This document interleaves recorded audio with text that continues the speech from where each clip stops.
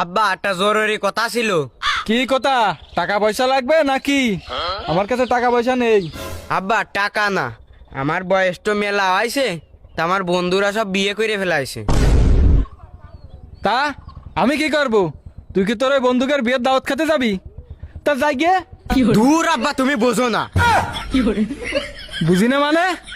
বুঝলি তুমি আমার এই কইতে তা বুঝাতে চাষির ডাকি। একা একা আর কয়দিন ভাল লাগে? আমারও তো একটা ঘর সংসারের দরকার আছে না?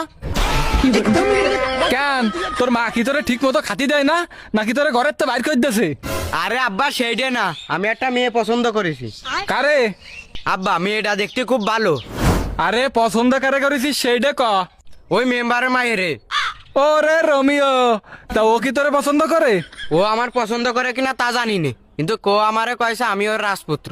তা বিয়ে করে বউরে খাওয়াবি নাকি? তুই নিজেই তো খাইছ আমার হোটেলে। আব্বা তুমি থাকতে চিন্তা কিসের? তোমার বৌমা তোমার হোটেলে খাবে না? মানে কি? তোর বউরে আমি খাওয়াতে যাবো কেন? কুটুম মানুষ হই যে। আব্বা তুমি কিছু দাও আর না দাও, আমার বউর জন্য একটা শাড়ি কিনে দাও।